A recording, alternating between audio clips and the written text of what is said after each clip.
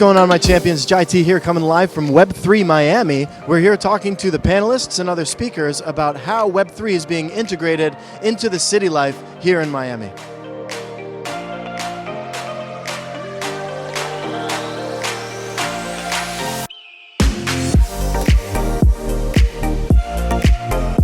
All right, here we are with Nurdan. She's a local real estate agent right here in Miami. How long have you been into Bitcoin? Bitcoin, probably 15 years. Actually, I didn't know about Bitcoin first time, I heard from my son. He was trying to educate me, encourage me, at the beginning. We didn't really believe it. Like, I did like a little bit, I made investment, but that dose of the investment was getting higher and higher.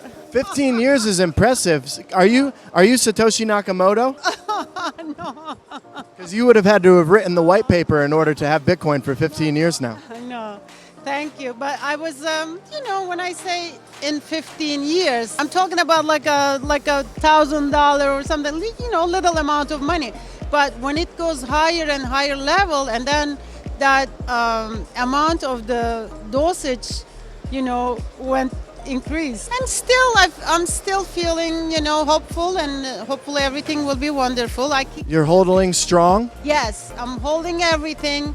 I feel that it's gonna go back very strong again. I mean, it will take time, slowly, but I'm sure it surely will go up, and we'll be so happy at the end. So as a real estate agent here for the last 20 years in Miami, how do you feel about it being the blockchain capital of the country? Everybody's coming from around the world to Miami for Bitcoin. In big progress about everything, economical, like all the developments and Bitcoin, blockchain, they all come in here. I think it's going to be capital of the world. As a matter of fact, really, we were always talking about New York, but now I feel like this is it. Miami, we are in the center of the world. That's wonderful. Miami has an open door policy for you blockchain enthusiasts. Come on down and hit up our girl here for some real estate needs. Thank you all so much. Thank you so much. Thank you. Have a great day. Thank you. Appreciate it.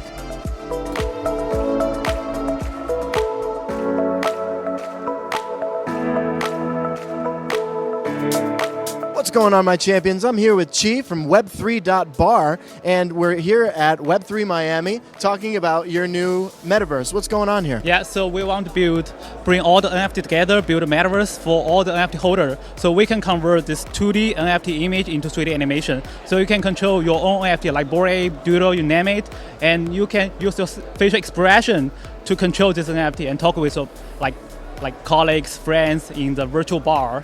That's what we're building now. Nice, so we can be hanging out at the Web3 bar. I can be hanging out with Homer Simpson or any old Bored Ape. Cool, how did you get started in this? What was the beginning? So we are like MIT student originally, so we're studying the artificial intelligence. We have focused on the computer graphics. We can convert, using our AI technology, convert the 2D image into like 3D things. So we want to start there. So this protocol began like 4 months before. So we will launch our full application in December, and also we have our own chain in January. Very dope. That's awesome. How did you know that this was the journey that you wanted to take? Yeah. So previously we are working on the computer graphs research, but now I think the Web3 is a new trend for all the crypto natives. I love it. I think that's a chance for all the young people.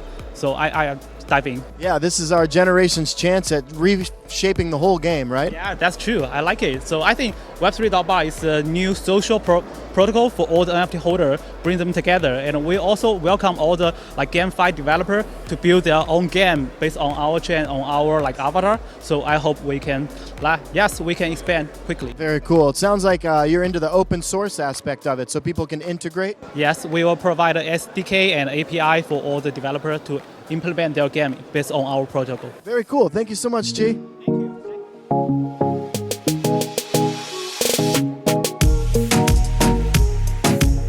What's going on, my champions? Jai T here at Miami Web3. I'm here with Scott from Complex Labs. Scott, what's going on with Complex Labs? What are you all up to? You know what? It's been a big week. We launched this week at Art Basel. Out of the blue, had brands come to us and say they want to do some activations in Web3. What Complex Labs does is we help brands onboard their existing communities to Web3. How do we do that? We provide the infrastructure to not only onboard them, but to engage them, retain them, and monetize them using our abstracted technology. It's very simple.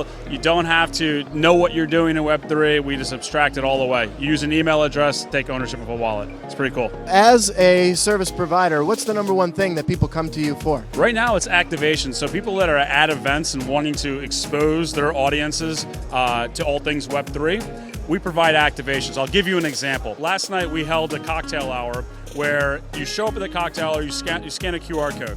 It then onboards you to a wallet in 15 seconds, and you get dropped an event NFT. Pretty cool little NFT about Miami. It then will prompt you, if you tweet about the event, you can earn a free drink. So if they tweet, the NFT's metadata will actually change on-chain, the imagery will change, and it becomes a drink voucher, where you can walk up to the bar, show them your voucher, they could redeem it, and you get a free drink. And then it will go back into being its original state. That is fantastic. How did this all come about? How did you get started? So the original idea was a DAO tooling platform, but we didn't really want to sell into DAOs. And what we realized is a lot of the technology we had built is also applicable to brands. Brands are much easier to sell into, they have bigger budgets, and they're more willing to take chances with Web3. So that's where we started, and then we've quickly found out that brands have a lot of issues in the space, mostly around two parts. One, how do we meaningfully move into Web3 and do it in a brand-focused way? Responsibly. Yeah, it's responsibly, absolutely. And then second, what technology do we need to actually do this? So we built the technology portion so we can make it quicker and cheaper for them to move and experiment in Web3, and they can focus on the creative side of it. Wow, very cool. So what are your expectations coming to this event? Honestly, I had no expectations other than having good conversations, but this has been one of the better events I've been to so far in Miami. I was pleasantly surprised. A lot of really forward-thinking people, a lot of innovators, people thinking the right way about NFTs and Web3. Nice. And if you were to let everybody know one very big important thing about Web3, what do you think they should know? I think the main use cases are yet to be discovered. I think a lot of people associate NFTs with artwork, and in reality, I think NFTs are a much bigger technology that we've yet to fully unlock. I'm actually of the belief that we probably won't even use the term NFT for another 5 years. It'll probably get reinstated as something like a digital asset or otherwise. You're probably right. You're probably right. Scott, it's been a pleasure. We're here at Miami Web3. Super pumped about it. Make sure you check them out. We'll put the handles down below. And anything else you want the good people to know? Come to Miami. It's where Web3 is being born.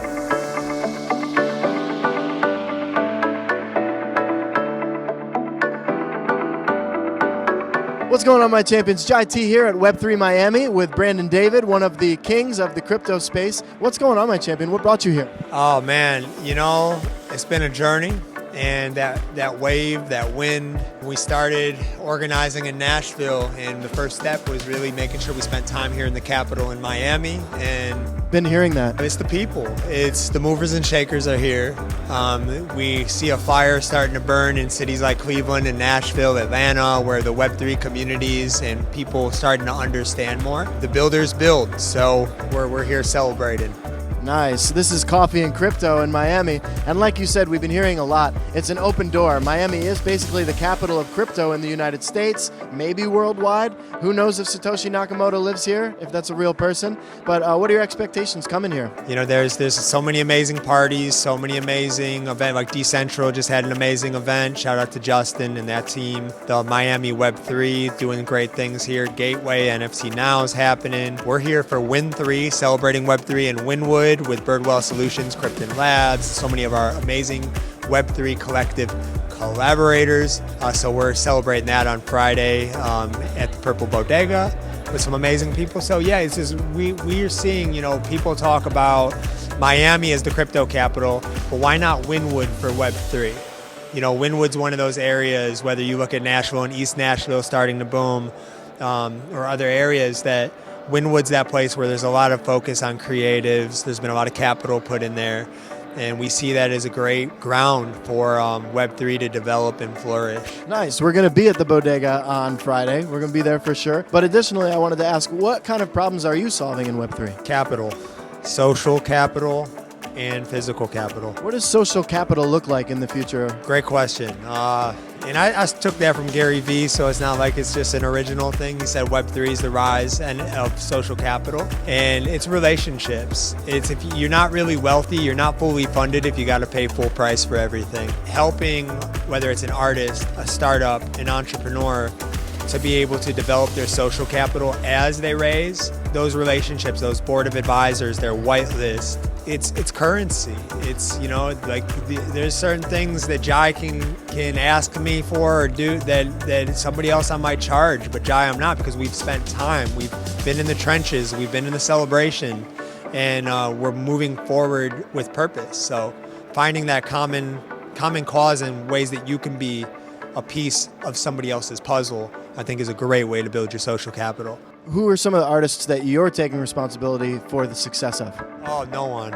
I can't, you know. Asked another way, who are some artists that you would really love to see win that are taking steps in the Web3 game? Liv Charette out of Nashville. I feel like she's doing a great job. He's doing a great job. You know, you see Miguel, aka Spotty Wi-Fi, is doing some very innovative things. But there's some artists who are dipping their toes in that I think are more, even you have the pioneers, but I think it's groups like OAR, Dispatch, The Roots. And, you know, these are the kings of community. And to see like a Dave, you know, I can't say Dave Matthews, but somebody, yeah. I mean, even seeing Dave come into this space and say, like, you know, exploring G-Love is cool. I think he's doing some cool things. He's done some stuff with Yellowheart.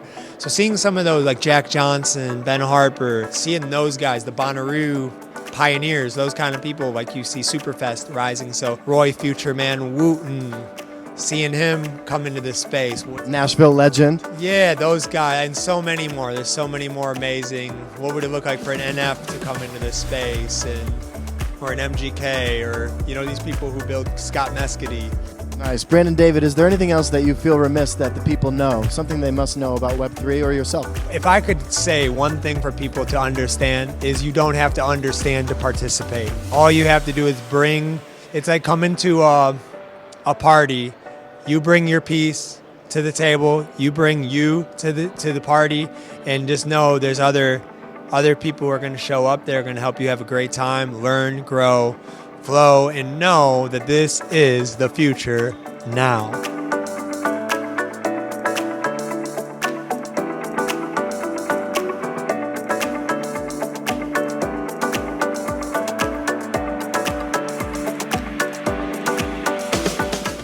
What's going on, my champions? Jai T here. We're at Miami Web3. I'm here with Evgeni. What's going on? You're a Miami local, and I also hear you were there for the .com bubble. You were telling me some similarities and some differences between this here crypto bubble that we're experiencing and the .com bubble of 2001. Amazing similarities. First, a lot of the players that propelled this bubble were around and propelled the .com bubble as well. Guys like Sequoia, JP, Goldman, and the likes. Same guys, huh? Same guys, without a difference. The sugar VCs, as we like to call them. They behave much like sugar daddies. They pump something and they dump it very fast on the unsuspecting public. What's really amazing is these guys never invest in real businesses. They like Ponzi schemes. They like to invest in the shady stuff that is bound to fail, but they just know they can get out by dumping it on the unsuspecting public. It serves a dual purpose when you do that. You actually slow down the progress of the technology while you allow the establishment to catch up and put their horse in pole position at the front of the race. That makes perfect sense. Right? And does.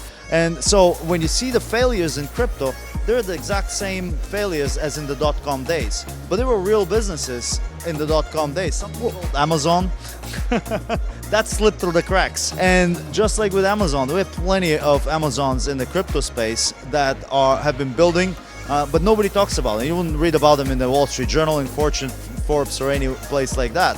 So this is the type of businesses that are growing and actually building customer base, communities, and the likes. And you would not see those funded by the characters, by the sugar VCs, if you wish. Wow, so what brings you here to this event in Miami? What brought you into the blockchain industry as a whole? I've always been looking for the most efficient way to settle up payments and cross-border exchange, foreign exchange to be precise. And started in the FX markets on Wall Street for 20 years. When Bitcoin showed up on my radar in 2013, I was all in and been all in for 9 years. Built the CDBC for the Central Bank of Bahamas cross-border payment rails. Done a number of market-making hedge fund crypto initiatives, cross-border payments. In all of this, I always thought that crypto was way too virtual and way too distinct and disconnected from the real economy. So when I finally got the opportunity to work with a real business, I was blown away how much of a need there was, for example, in the shipping industry. Here's an industry that's completely decentralized, shunned by banks and private equity because it's not ESG, and at the same time carries 80% of the goods in the world, commerce in the world. That's an industry that needs almost $1 trillion in funding. Can you imagine a DeFi pool that handles the payments and credit for an industry like that?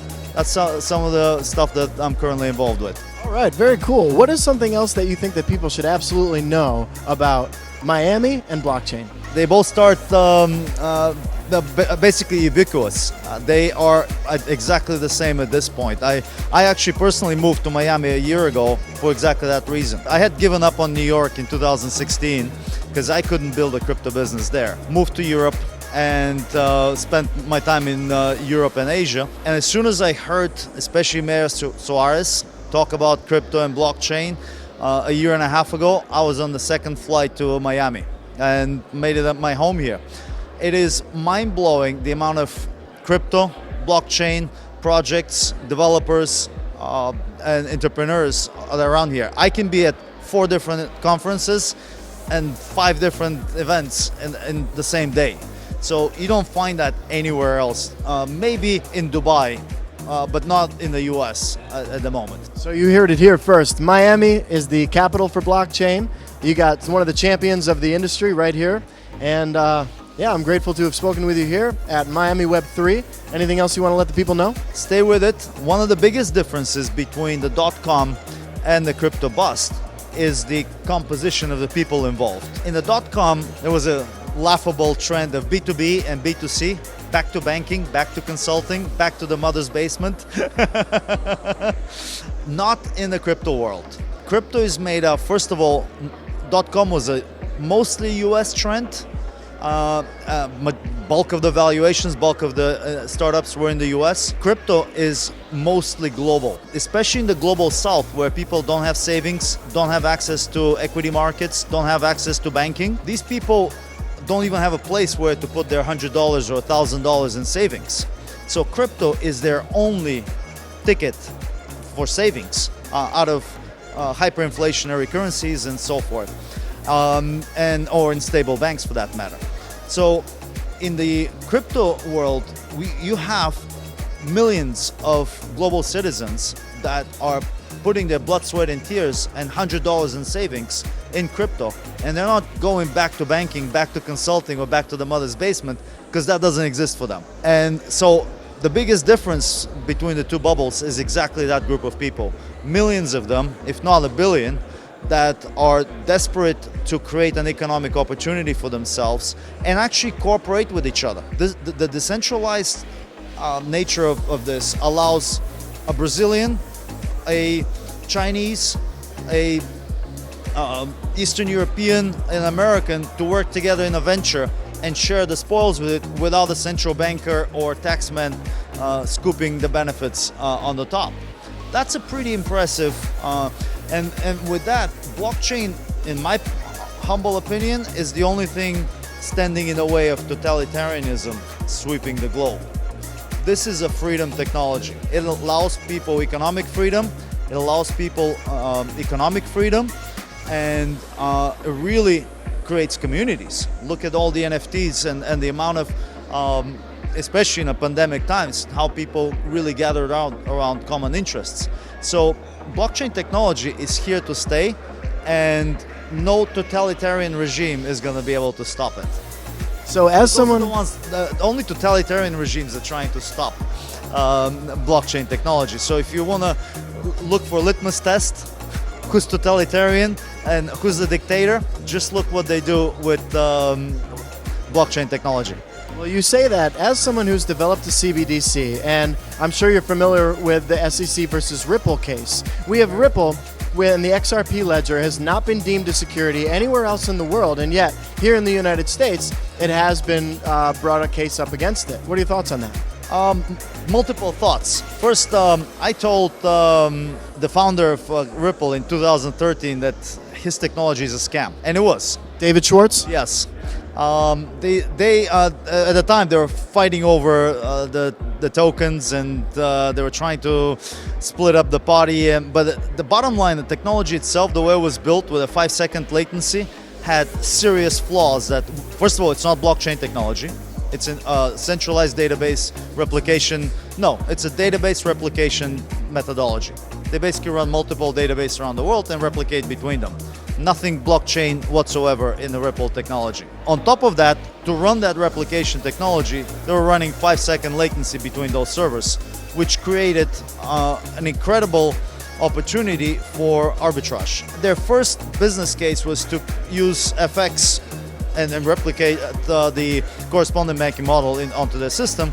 Never were able to do anything with it simply because of the latency. No market maker would market make to a platform that has 5-second latency. Majority of currencies are changing every millisecond. So that's 5,000 changes for the time period that nothing changes on Ripple. So that's one aspect. Of course, the second aspect is SEC goes after anything big and anything that doesn't pay to the politicians in power. Probably Ripple made the mistake of not paying, unlike FTX, and they're bearing the fruits of that. Super true. And as my final question, because you brought it up, how about dealing with the unbanked? They are one of the innovators in trying to bring crypto to Africa, for example. And so do you trust their intentions, or what do you think about that? Massive case. You better believe it. 40 million unbanked American citizens. Another 23 have bank accounts but don't use them because they have garnishment or whatever other credit problems, and if anything lands in their bank account, it'll get taken out. Effectively, in the US alone, you have 64 million Americans without any banking access whatsoever. That's a pretty insane number. So what is the difference between responsible ushering in of Web3 and the irresponsible enslavement of humanity versus the freeing? Excellent question. Decentralized versus centralized. Anything centralized will continue the entrapment, continue the enslavement. Anything decentralized will enable empowerment, will enable independence, and enable people to make a living by themselves. That requires education, though. And I think that's one of the biggest tragedy that you see in the US, a lot of the Western world. Educational standards have gone down massively. People have significantly less amount of critical thinking, a lot less education, which makes it a very difficult case for them to be self-sustainable in a decentralized world. Well, here we are, educating the people. Grateful for your time, my champion. Thank you so much. Thank you. And people, if it's not decentralized, it's a scam, most likely.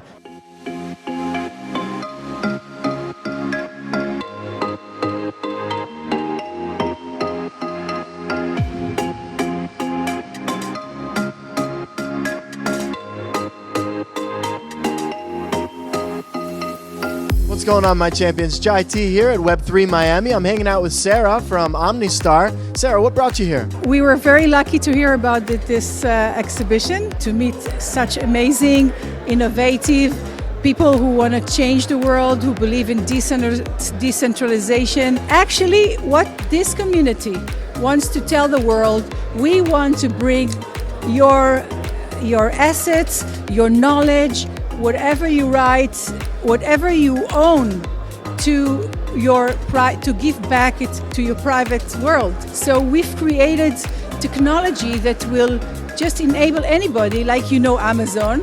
You could put your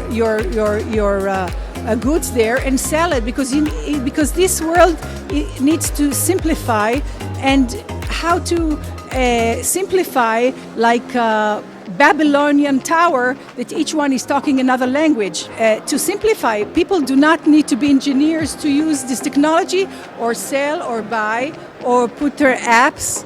So we've created Omnistar to enable Web 2 technology to come on for people who just want to use technology so they can use us. So let me make sure I get this straight. It's important to be decentralized because then it's trustless. You can send a transaction and it goes through no centralized intermediary. And it's important to be open source so that others can recreate it and check your work. You heard it here first. We got Sara from Omnistar. Keep it decentralized, keep it simple, keep it open source, and you got a recipe for success.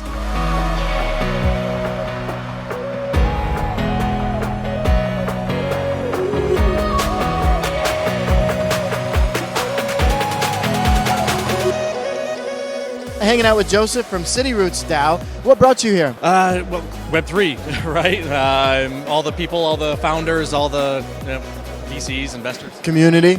And hell yeah, the community. Nice. What's going on with Cityroots DAO? What are y'all up to? Taking Web2 businesses, bringing them into Web3. We're doing it through a co-op model. So effectively, anyone that does any work, they do it for bounties, they get paid in our token, and then whenever revenue comes in the door, the DAO can vote to either invest that revenue or harvest it. If they harvest it, you can burn your tokens in exchange for the revenue. So what does it look like for somebody to go from Web 2 to Web 3? It really depends on the business, and gosh, tech. It's at the end of the day, it's just the tech, the underlying tech, right? But it's a real focus on your community and your brand. Like the tech is fine and fun and you know, transformational to some degree, but at the end of the day, what's really happening in Web3 is you're shifting. It's no longer just like, hey, we have customers. It's, hey, the customers can drive our business value, and who we are as a brand can be defined by your community. Wow, that's pretty spot on. Web 3 equals community. Subscribe in my book.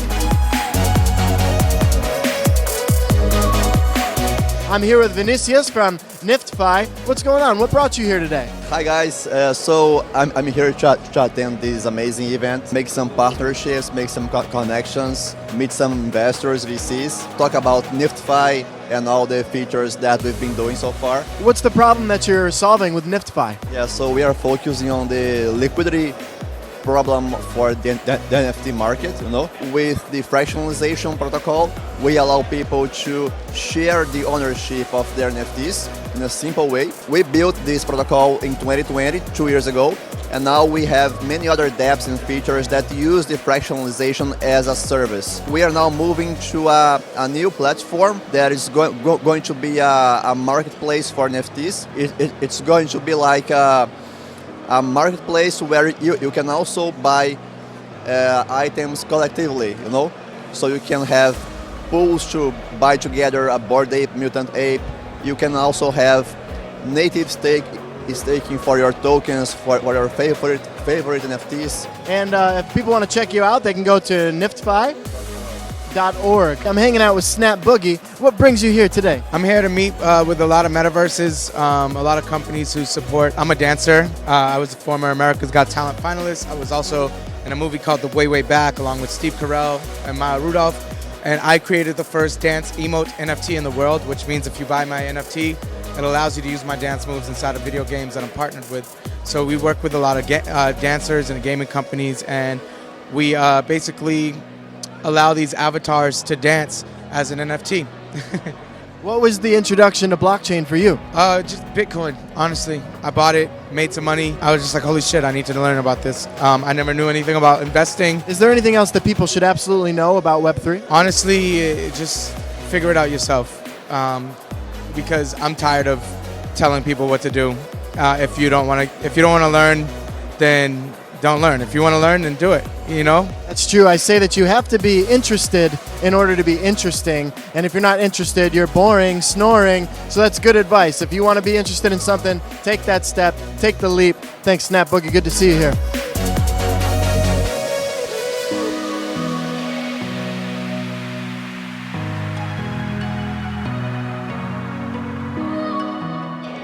Wow, what a wonderful day here at Web3 Miami. Super grateful to have been here among all these like-minded individuals. It really rings true. Blockchain is about community, peer-to-peer, and that couldn't be more true than here at Web3 Miami. They've been super welcoming, very inspiring, meeting these people who are building on the blockchain, building the future of this technology and the future of the world. Until next time, my champions, we'll see you in the next video.